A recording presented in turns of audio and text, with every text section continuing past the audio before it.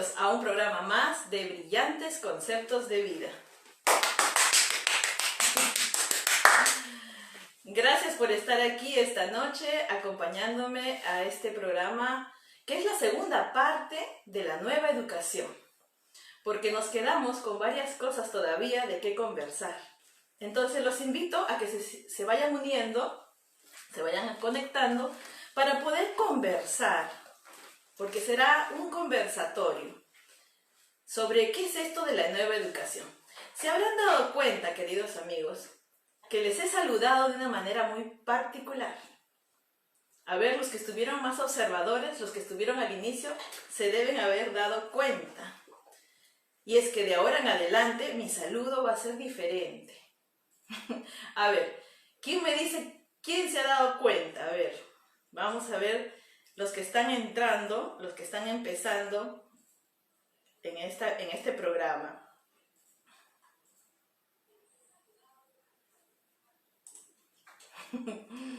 A ver, les repito para los que recién se están conectando, ¿sí? Les dije, hola, amigos. Y es que ahora ya no serán mis amigos nada más. Ahora serán mis diamantes. Desde ahora en adelante les diré, hola diamantes. Si eres un niño, si eres un joven, si eres un adulto, si eres mujer, si eres hombre, si eres papá, si eres mamá, te llamaré como llamo a los niños y jóvenes que trabajan conmigo en mi programa Carbón Diamante, en el programa CAT. Y es que en Nueva Familia hemos creado el programa CAT especialmente para niños y jóvenes con TDAH y síndrome de Asperger. A ellos les digo diamantes. Y también quiero, porque no solo los chicos son diamantes, también sus padres, también sus maestros. Entonces, todos somos diamantes y para que recordemos que nuestra esencia es valiosa, para que siempre reforcemos nuestra autoestima, para que siempre estemos recordando que venimos de un ser valioso, que valemos mucho y que nuestra valía, nuestra autoestima siempre esté en alto. Entonces, diamantes, comenzamos nuestro programa número 5 de Brillantes Conceptos de Vida, con la parte 2 de la nueva educación. Los invito, diamantes, a compartir su parecer, su opinión sobre qué es esto de la nueva educación. ¿Qué nos espera en el futuro con la educación? Lanzo la primera pregunta. ¿Qué creen que pasará? Yo pienso que la pandemia, para mal y para bien, ha venido entre muchas cosas a empujarnos los cambios que hace rato debíamos dar en la educación, a nivel internacional y sobre todo a nivel local, a nivel nacional. Entonces, los invito a que puedan dejar volar su imaginación, su lógica, su buen juicio y sus deseos también sobre cómo quieren o qué esperan de la nueva educación, qué cambios desean encontrar, qué cambios quieren ver. Hola Patricia, una educadora y psicóloga y además muchas otras cosas más, una mujer multifacética que nos está acompañando. Hola Luz María Quintana, buenas noches, todavía no sé mucho de ti, cuéntanos un poquito más, pero gracias por acompañarme también porque te recuerdo de la primera parte que hicimos, la nueva educación. Bienvenida entonces, buenas noches. Bien, entonces, esta noche vamos a responder varias interrogantes, varias preguntas sobre la educación. Y vamos a empezar con una pregunta que nos dejó una de los diamantes que nos compartió su experiencia la semana pasada cuando hicimos la parte 1 de la nueva educación.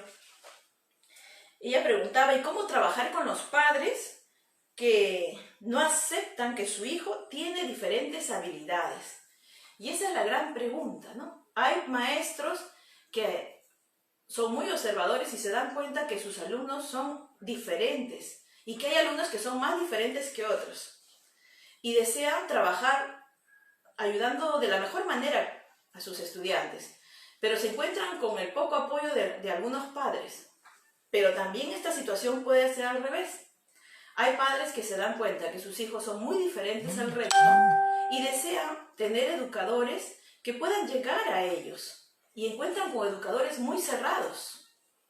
Entonces, en los dos ámbitos, tanto en la casa como en el colegio, se puede encontrar esta realidad de padres o maestros que no se dan cuenta o que no aceptan las diferencias de sus alumnos.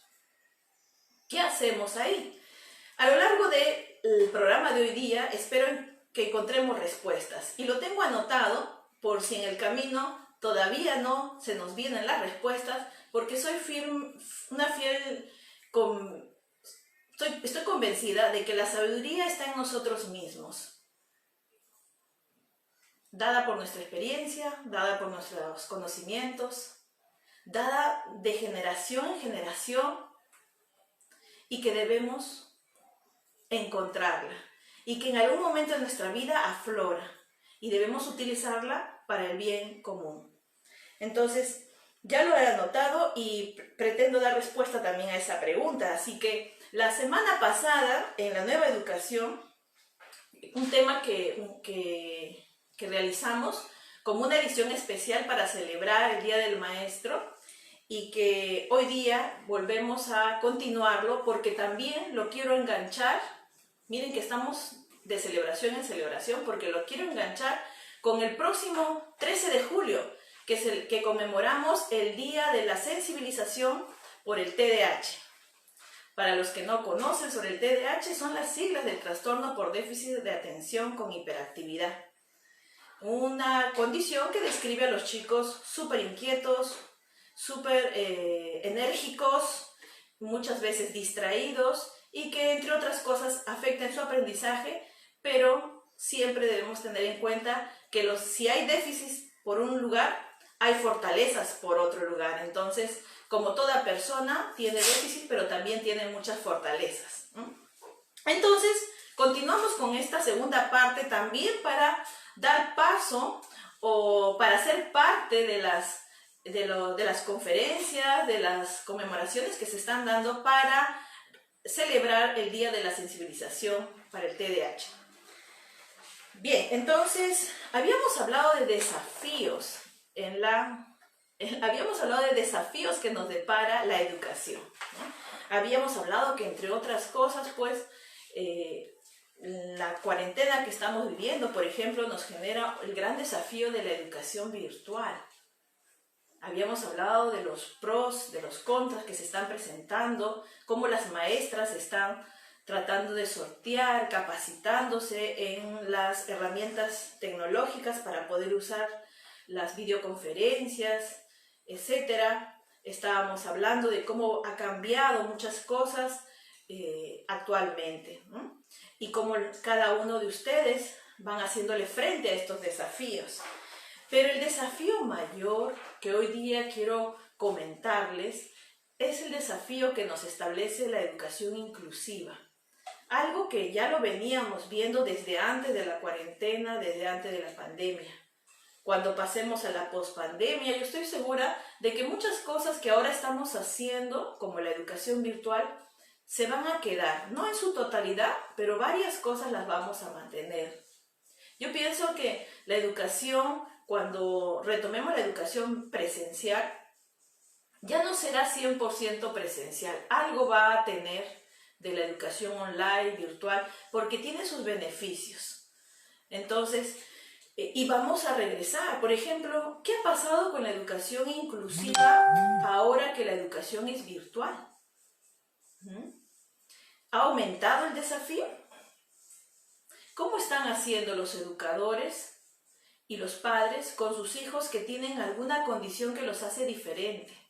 TDAH, Asperger, autismo, problemas de aprendizaje, alguna discapacidad intelectual, algún problema de lenguaje o algún trastorno motor. ¿Cómo están haciendo ahora los educadores y los padres con sus hijos que ya tenían necesidades educativas especiales, y ahora cómo están realizando su educación virtual? Es otra pregunta que también les hago para que puedan compartir desde su experiencia y también desde su visión ¿no?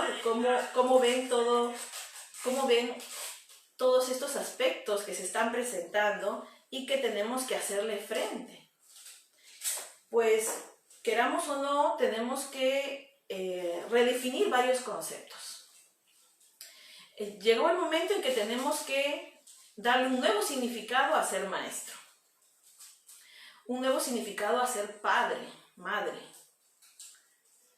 Tenemos que resignificar lo que es ser estudiante, sobre todo ahora en la educación virtual.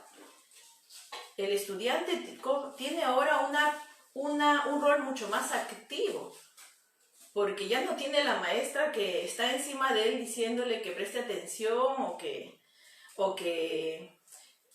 no lo está controlando como antes, ¿no? Entonces, hay que actualizar el significado que tenemos de ser estudiante.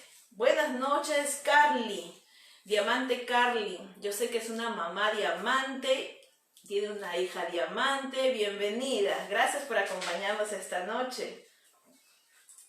Bueno, y debemos entonces concebir nuevos significados de lo que es el aprendizaje, la enseñanza, porque todo va evolucionando y nada puede permanecer estático, nada puede permanecer quieto. Entonces nuestros significados también tienen que ir cambiando y tenemos que ir adaptándonos a todos esos cambios, ¿no?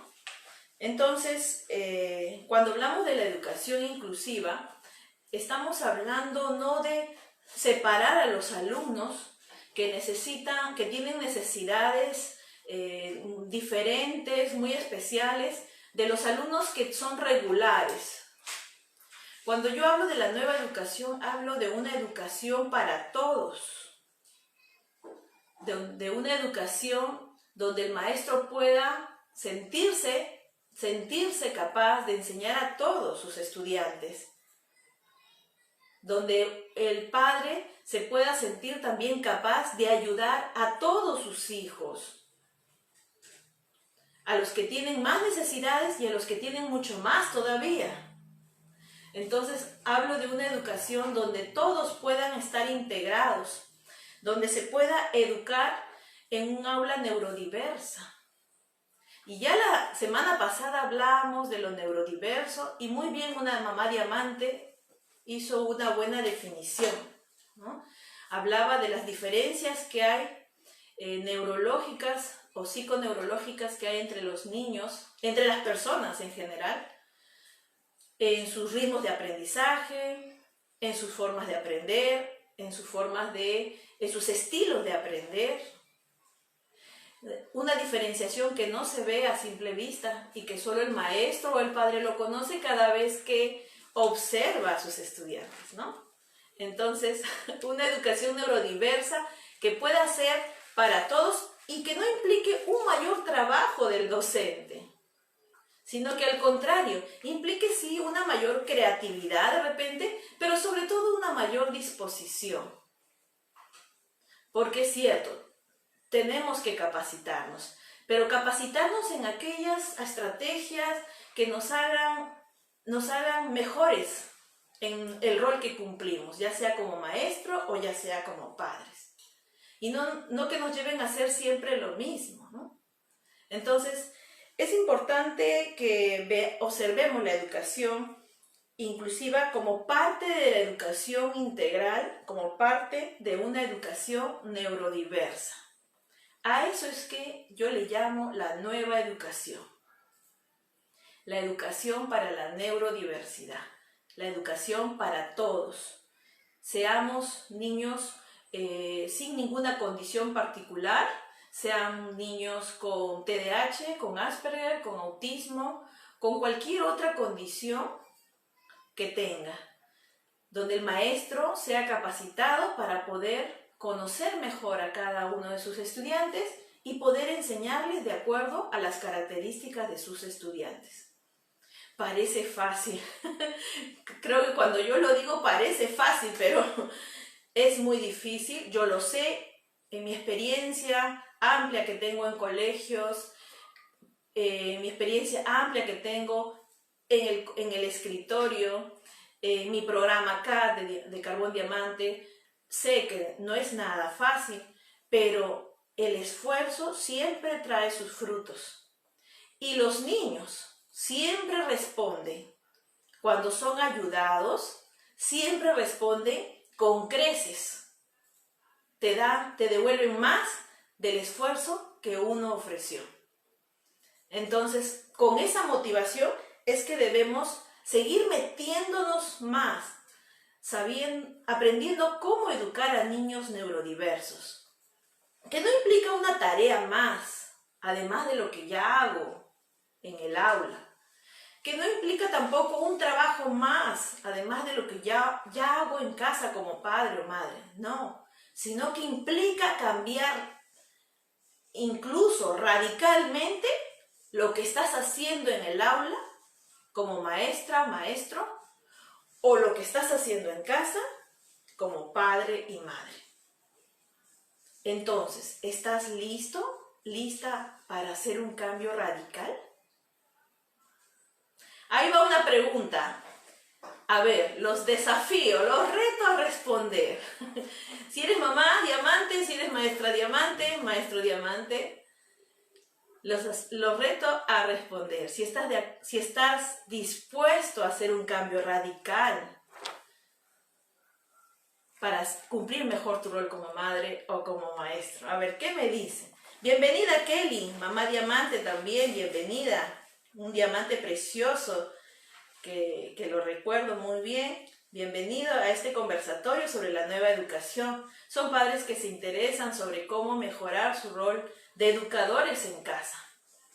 Porque yo les hablaba, entre tantas preguntas que les hacía en los posts que poníamos, es ¿quiénes son los nuevos educadores?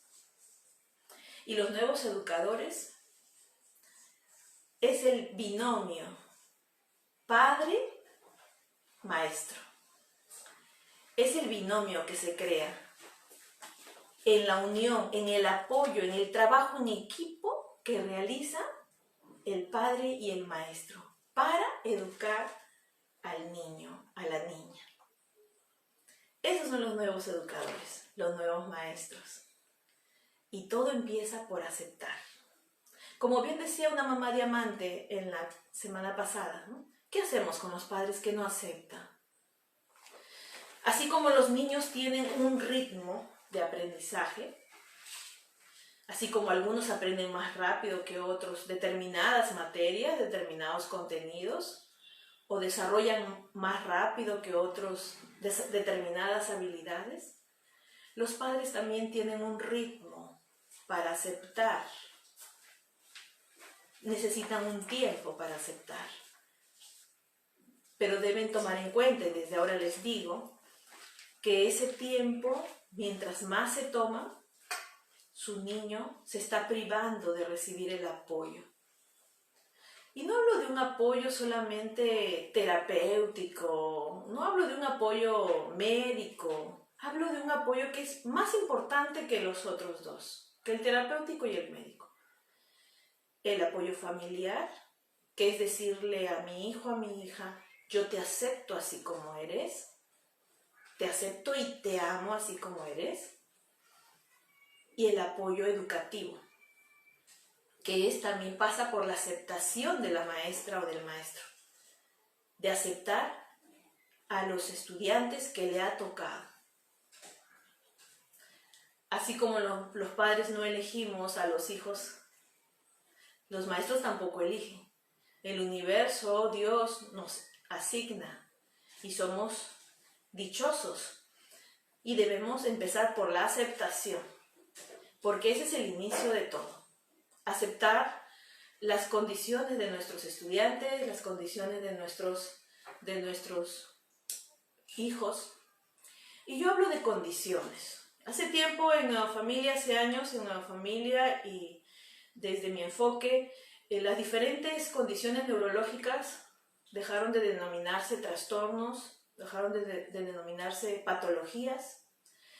Hace poco nomás leyendo la ley que se proclamó en el 2018 acá en nuestro país para la sensibilización del día del TDAH, la sensibilización del TDAH, que para los que recién se conectan, estamos celebrando este 13 de julio, todos los niños, jóvenes y adultos que han sido bendecidos con esta condición del TDAH, pues están celebrando su día como una forma de decir, aquí estoy, yo existo, yo aporto a la sociedad y transformo la sociedad. Entonces, las personas que han nacido con estas condiciones, las personas que han nacido con infinidad de condiciones, en la familia hace tiempo y yo personalmente les llamamos condiciones, porque tengo innumerables ejemplos de vida brillante con esta condición. Y también con el síndrome de Asperger. Les hablo de estas dos condiciones porque son mi especialidad, pero estoy segura que lo mismo que pasa con estas condiciones pasa en las otras también. Cuando una persona se empodera de sí misma, se identifica, porque aquí también hablamos de otra aceptación, ¿no? Estaba mencionándoles que los padres deben aceptar los hijos que tienen y los maestros también, pero también no olvidemos que el niño, el joven o el adulto que tiene una condición que lo hace diferente, llámese TDAH, Asperger, autismo, etc., también debe empezar por aceptar su propia condición. Y no desde un sentido discapacitante, no, sino como todo, desde un enfoque positivo, desde una visión positiva y constructiva de uno mismo. Porque uno no es como nació, uno se va construyendo. Y el cielo es el límite, como decía un libro hace mucho tiempo. El cielo es el límite. Y como nos decía el genio Albert Einstein, solo hay una fuerza más poderosa que la energía atómica, la voluntad del hombre, ¿no? Entonces, la voluntad nos empuja para adelante, ¿no? Y lo mismo pasa, sea que seas una persona típica o una persona atípica. Y ahí viene otro concepto para los que no suelen usar, los conceptos de típico o atípico. Conceptos que destierran los conceptos anteriores de normal y anormal, ¿no? Ahora sabemos que hay personas típicas que tienen un funcionamiento cerebral regular, ¿no? Como la mayoría de repente, y personas que son atípicas o neurodiversas, que tienen un funcionamiento cerebral diferente, que hace que aprendan diferente, vean las cosas de manera diferente y por lo tanto tengan un aporte también destacado en la sociedad, ¿no? Entonces, la educación, queridos maestros y padres, es el medio que transforma a los niños, es el medio que transforma, ese es un medio de transformación, tanto en los niños típicos o neurodiversos. Entonces, por eso hablamos de la educación, porque es nuestra herramienta principal que nos va a llevar hacia adelante. Es nuestra herramienta principal que nos debe liberar. Y si la educación que mi hijo que está recibiendo no lo ayuda a liberarse, entonces algo está fallando. Si la educación que yo le estoy dando en casa no le ayuda a liberarse, a expresar todo su potencial, entonces algo está pasando en casa. Recordemos, el objetivo principal de la educación es liberarnos, es poder dar libertad a todo nuestro potencial, como personas, como humanos, ¿no? Es para adelante. Entonces, hablamos de una educación en la casa, en la escuela, una educación escolar, una educación superior, una educación en valores que te permitan seguir adelante, una educación que nos permita crecer en sabiduría. No es acumular contenidos. Es una educación que me permite expresar mi sabiduría. Entonces, bueno, creo que ya he hablado bastante. Vamos a ver cómo van ustedes en sus comentarios, en sus preguntas. Kelly me hace un like, la diamante Kelly. Bueno, muy bien, atrévanse a preguntar.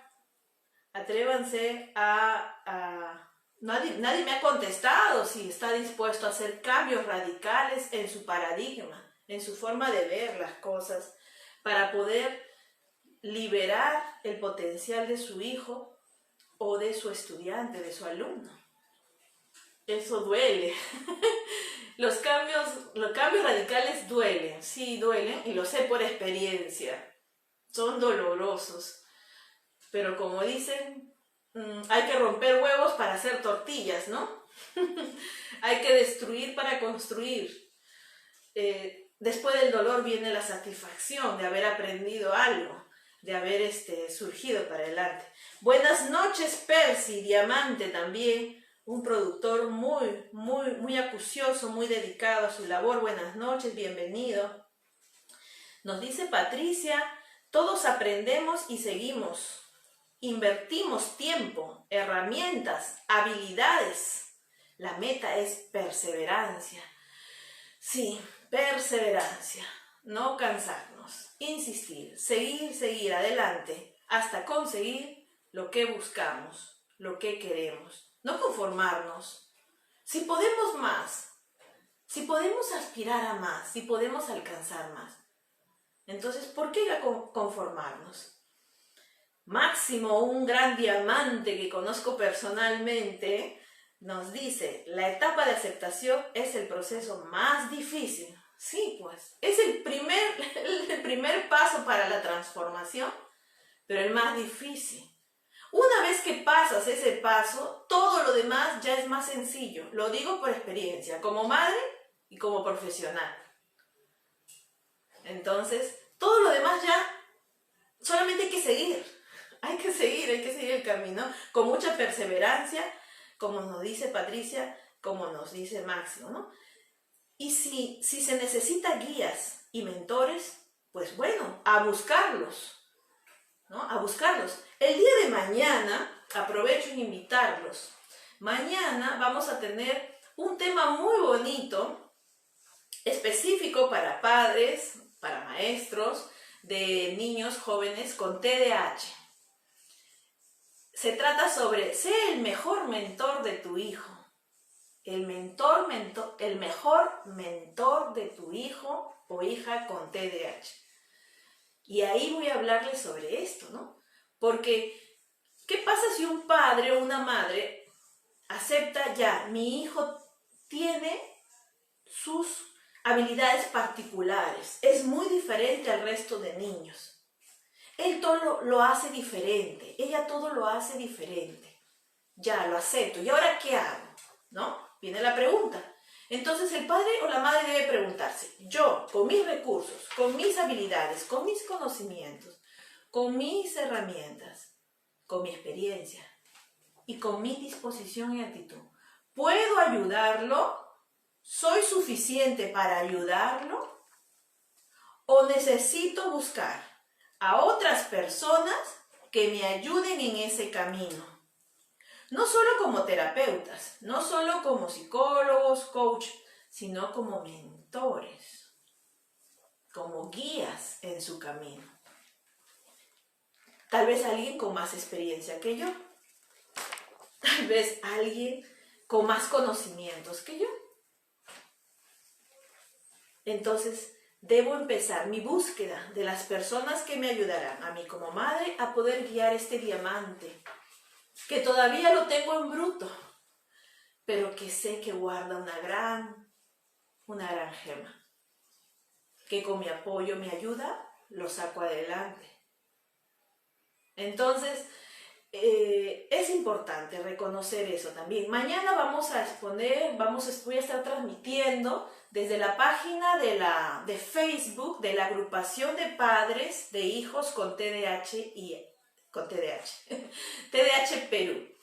Entonces, desde la página de esta agrupación de padres, que ha programado un ciclo de conferencias conmemorando el Día de la Sensibilización para el TDAH, voy a estar ahí. Ojo, no es por la página de Nueva Familia, es por la página de la agrupación de padres. Después lo vamos a compartir en nuestra página. Entonces también los invito de paso, ¿no? Bien, Y como dice también Patricia, ¿no? La primera meta es la aceptación. El inicio es la aceptación. Es la primera meta de varias metas más, ¿no? Y un gran paso. Muy bien, es cierto. Bien, entonces, les hablaba de entonces, bueno, hasta ahorita de repente dirán, ¿no? La doctora Sonia, bueno, habla muy bonito, todo en teoría, queda muy bien, pero díganos cosas prácticas que podemos hacer en el aula y en la casa para poder educar a todos mis hijos, no solo a los que tienen más necesidades, sino a todos. Porque a veces por atender a los que tienen más necesidades, descuidamos a los otros niños que tienen un poco más de autonomía, ¿no? Entonces, algunas maestras podrán decirme también, queremos estrategias prácticas que pueda yo aplicar en mi aula con mis estudiantes. Tengo estudiantes, ya los tengo identificados, quiénes son neurodiversos, quiénes son más típicos, y ahora, ¿qué hago para poder educar a todos, ¿no? Entonces, hay algo que yo lo he puesto en práctica en algunos colegios y que también lo he puesto en práctica en casa y en aula, ¿no? Y está basado en el diseño universal del aprendizaje. Algunos habrán escuchado, es el famoso DUA. Aquí lo voy a poner en los comentarios para que ustedes lo encuentren y puedan googlearlo. Cuando termine la exposición, el conversatorio, también les voy a poner un link para que lo puedan buscar. Es el famoso DUA, el diseño universal del aprendizaje. Es un diseño que se originó en Estados Unidos en la década de los 80, hace varios años, y que el año pasado en un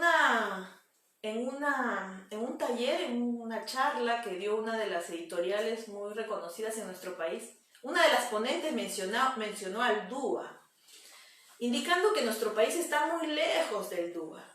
Y yo estoy totalmente en desacuerdo con esa afirmación, ¿no? Porque el diseño universal del aprendizaje se puede aplicar en nuestro medio. Habla de 3 principios principales. Cada principio tiene sus propias estrategias, pero esos 3 principios vamos a mencionarlos para que ustedes tengan una idea de qué es esto, ¿no? Este es el diseño que yo propongo aplicarlo en las aulas. Más aún cuando las aulas son mucho más neurodiversas, porque ahora pues tenemos aulas donde ya no encontramos solo un niño con TDAH, por ejemplo, ¿no? Encontramos aulas donde el 50% o más de estudiantes tienen diferentes condiciones, ¿no? Y entonces necesitamos un diseño de enseñanza y aprendizaje que pueda ser entendido por todos, ¿no? Y el primer principio es el principio que tiene que ver con la enseñanza. ¿Cómo yo enseño a mis estudiantes? Ojo, estoy hablando no solo que lo puede aplicar las maestras, sino también los padres. O sea, ¿cómo yo le enseño a mis hijos, ¿no? Las maestras tenemos varios recursos, ¿no? Dependiendo de cuánta habilidad tenga la maestra, cuánto manejo tenga en diferentes herramientas, puede enseñar un contenido o puede querer desarrollar una habilidad a través de estímulos visuales, estímulos auditivos con la palabra, con la voz, estímulos olfativos, gustativos, sinestésicos, corporales. Entonces puede utilizar videos, puede utilizar audios, puede hacer parar a su salón, sacarlos al patio, enseñarles con dibujos, enseñarles con escritura solamente, con lectura, con investigación. Es decir, hay infinidad de formas de enseñar un contenido o infinidad de formas de desarrollar habilidades. Entonces, la clave es, mientras más formas utilices, más garantía tienes de que llegarás a la totalidad de tus estudiantes. Mientras más formas utilices. Entonces, ¿eso qué implica? Que cuando estés preparando una clase, no la prepares de una sola forma, sino que utilices diferentes mecanismos, diferentes medios para lanzar el mensaje. Pero si solo usas un medio, es decir, una lectura, por ejemplo, ¿no? O un video solamente, entonces la garantía de que todos tus estudiantes te entiendan es mínima. La forma más segura de que la mayoría de tus estudiantes te está entendiendo, está siendo significativo tu enseñanza, es que utilices diferentes herramientas para enseñar un solo contenido o para desarrollar una habilidad. Entonces, no prepares una clase diciendo, esta clase la voy a enseñar a todos y para Juanito o Pepito que tienen tal o cual condición les hago de otra forma. No es necesario que prepares algo aparte. Es importante que prepares una sola clase, pero con diferentes medios para poder enseñar a los diferentes cerebros que tienes en el aula. Y lo mismo en casa, ¿no? Si eres mamá, papá, y quieres enseñar algo a tu hijo, y tu hijo te mira con cara de que no te entendí lo que me has dicho, entonces díselo de otra manera. Forma tu oración de otra manera. Dale la indicación de otra manera. Utiliza estímulos visuales, gráficos. Utiliza estímulos musicales. Utiliza estímulos vivenciales. Entonces, tienes que llegar a él de otra manera porque el niño está demostrando que no tiene tu mismo sistema de procesamiento. Procesa su información de otra manera, entonces no la puede asimilar de la manera como tú se la estás brindando. Entonces, ese es el primer principio. Enseñanza diferente para que pueda ser captado por la mayoría de tus estudiantes. Segundo, claro, es girar el ángulo, como nos decía alguien, un diamante, ¿no? Gira el ángulo. Si tú estás enseñando de una manera y tu alumno o tu hijo no te entiende, gira el ángulo, muévete y enséñale de otra manera. Entonces la tarea es tuya, no del niño. La tarea es tuya. Muévete para que veas las cosas de una manera diferente. Vamos al segundo principio.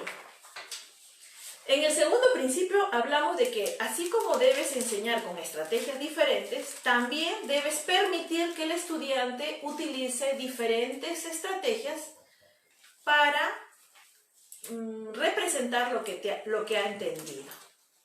Entonces no obligues a un niño a que te demuestre que ha aprendido a través de una sola vía. Es decir, no digas, todos van a preparar una maqueta. No. Permítele que cada estudiante demuestre lo que va aprendiendo, lo que va entendiendo, a través de diferentes recursos. Que algunos hagan maqueta, que otros hagan un poema, que otros hagan una operación matemática, que otros hagan una dramatización, que otros hagan un escrito, que otros expongan oralmente. Es decir, tómate la libertad de diversificar las diferentes formas como el estudiante puede realizar una tarea. Un poco pesado, dirán algunos docentes, pero es solo el inicio. En realidad no es pesado porque es darle el trabajo al estudiante y el estudiante, de acuerdo a su habilidad, buscará la mejor forma de hacer la tarea, de hacer el trabajo que has encargado. Recordemos que no todos los niños tienen una habilidad motriz para poder escribir tareas, por ejemplo. Pero sí pueden hablar, pueden exponer, sí pueden dibujar, sí pueden dramatizar. Lo importante es que como maestros nos demos cuenta que el estudiante está entendiendo, no en comparación a los otros, sino en comparación a sí mismo. Es decir, como docente o como padre debo darme cuenta que mi hijo, que mi alumno está progresando, está avanzando, está aprendiendo más.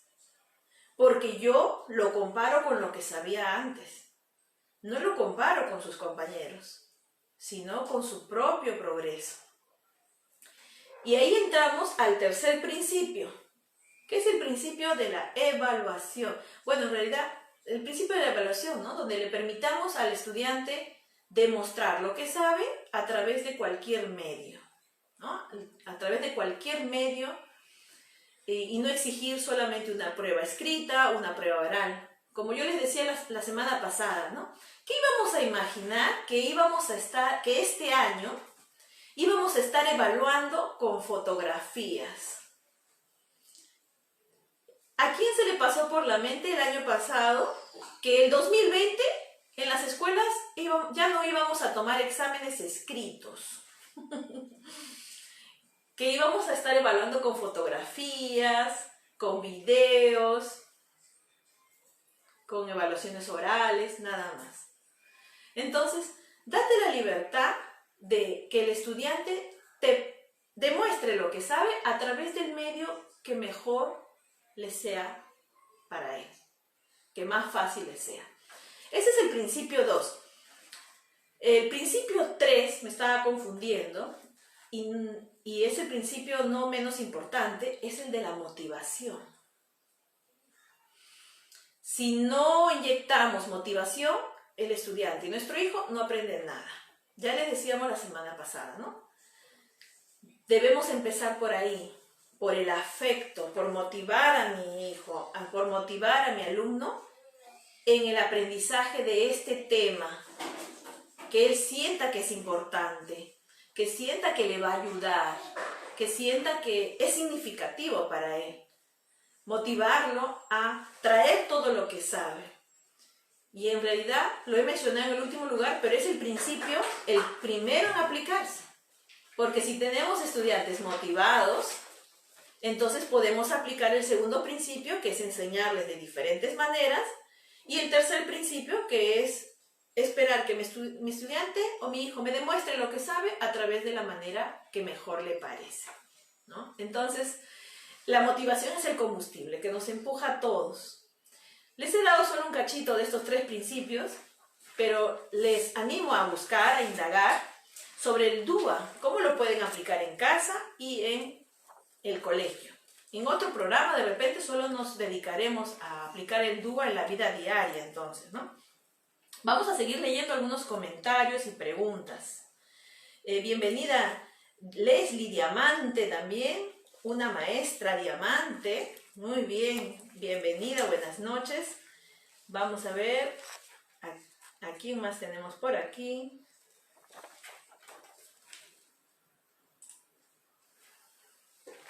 Nos dice que hay una preguntita, desde aquí no los puedo ver, pero los voy a mirar de acá.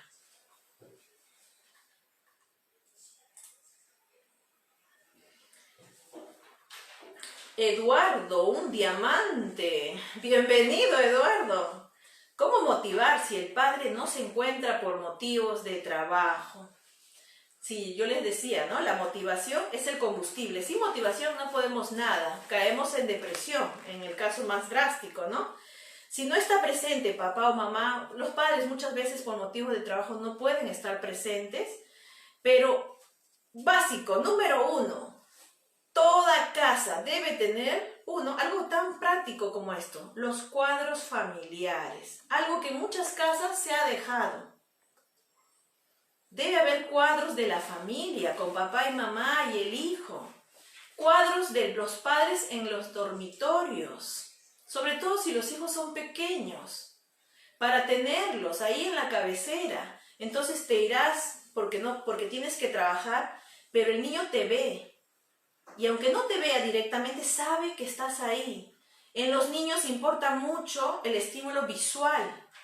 Entonces, tiene que tener tu imagen ahí presente. 2, déjale cartas. Cuando te vas a ir por mucho tiempo, déjale dosificada cartas. Coordina con la mami para que se lo entregue diariamente, una cartita, una notita, un corazoncito, algo que tú le hayas hecho, para que el niño sepa que tú estás con él, que estás ahí presente. 3, hay que llamarle por teléfono, ¿no? Hay que enviarle una foto de lo que estamos haciendo, para que el niño te sienta, ¿no? Hay que animarlo a que te salude, hacernos presentes, ¿no? Hay que quedar con él en acuerdos de que cuando regreses, por ejemplo, ¿qué le gustaría que le traigas? Entonces, para que el niño pueda despedirse sin tanta tristeza, ¿no? Son algunos ejemplos que podríamos seguir. Patricia nos dice, hay que adecuarnos a los recursos que tenemos ahora. Sí, pues, sí, es cierto. Hay que adecuarnos, hay que adaptarnos. Pero hay que informarnos más, porque a veces creemos que tenemos poco, pero si indagamos bien, si nos capacitamos, si averiguamos bien, podemos tener más. Podemos, por ejemplo, el móvil, ¿no? Antes yo solo lo usaba para hacer mis llamadas, hacer comunicación, y ahora es mi herramienta número 1 para hacer mis transmisiones, para hacer de todo, ¿no? Entonces, si indagamos bien, averiguamos bien, podemos sacarle más provecho a los pocos recursos que tenemos. El tiempo queda corto, estoy totalmente de acuerdo contigo, Patricia. El tiempo queda cortísimo, sobre todo si no tienes ayuda en casa, y ahora no lo tenemos, entonces nosotros tenemos que hacer todo. Para los estudiantes también, ¿no? También está corto para todos, ¿no? Muy buenos principios, dice Patricia, espero que te sirva. Indaga más, Patricia, porque eres muy acuciosa tú y sé que le vas a sacar más provecho. Saludos a mi Selva, bienvenida a una maestra diamante también, y gracias, buenas noches. Bienvenida a Amalia también, una docente diamante. Y no encuentro los demás comentarios. Vamos a ver, acá está. Quiero ver todos los comentarios, pero no los encuentro. Vamos a ver acá. Quiero ver todos. Bien, espero que no se me esté pasando. De repente me puedes pasar, hay un comentario de una diamante, Rosario me parece, Rosario del Pilar, ¿no? Pregunta por las medicinas para TDAH. Bueno, les voy a dar mi posición particular, profesional y personal sobre la medicación, ¿no? En nuestra familia atendemos niños y jóvenes con TDAH y Asperger.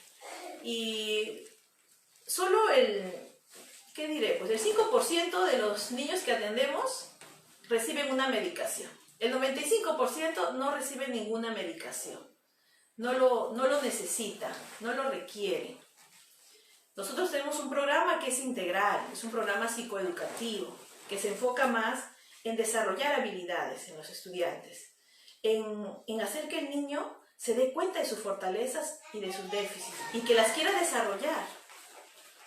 También se enfoca en educar a los padres para ayudar a sus hijos. Entonces, cuando trabajamos con la familia, cuando trabajamos con el colegio, porque también brindamos la asesoría psicoeducativa en los colegios, vemos que hay progresos en los niños y en las familias. Y entonces, en todos estos casos que les manifiesto, que son la mayoría, no hemos visto conveniente la medicación, ¿no? También tenemos que tener en cuenta que hay niveles de TDAH, ¿no? Y cuando hay un nivel muy alto, en esos casos pues sí se ha recurrido a medicación, ¿no? Cuando el neuropediatra lo ve pertinente, pues lo medica. En muchos casos la medicación no tiene ningún efecto, en otros sí tiene algún efecto. Entonces cada organismo funciona de diferente manera. Nosotros como padres debemos conocer y observar mucho a nuestros hijos para ver si el medicamento aporta en su progreso o no, ¿no? Pero número 1, antes que la medicación, es el trabajo a nivel familiar, a nivel psicológico y educativo. Con eso ya hacemos bastante. Y si además de eso necesita una medicación, pues entonces entra a trabajar también el medicamento, ¿no? Bien, entonces, vamos a ver si me queda algo más por decirles. En resumen, para ya ir cerrando el programa, si todos partimos de que tenemos frente a nosotros un niño o una niña y lo damos por hecho de que es diferente, entonces nos va a ser más fácil ayudarlo, como maestros o como padres. Entonces cambiemos nuestro paradigma de que todos somos iguales. No somos iguales. La igualdad solo es a nivel legal, en nuestros derechos y deberes. Pero en todo lo demás somos diferentes. Somos totalmente diferentes. Entonces, si partimos de esa idea de que todos somos diferentes, entonces yo como maestra me preocuparé y haré que mi clase sea para todos los niños diferentes que tengo. No necesito ni siquiera saber si me ha tocado algún niño con TDAH, si tengo un niño con Asperger o autista, no. Si mi punto de partida es de que todos somos diferentes, entonces voy a procurar de que mi clase sea para toda la diversidad de estudiantes. Yo como madre, si pienso de que todos somos diferentes, entonces no perderé mi tiempo en pensar de que mis hijos son iguales y tampoco en compararlos, sino que valoraré su individualidad y su diferencia y a todos les daré de acuerdo a lo que necesite cada uno.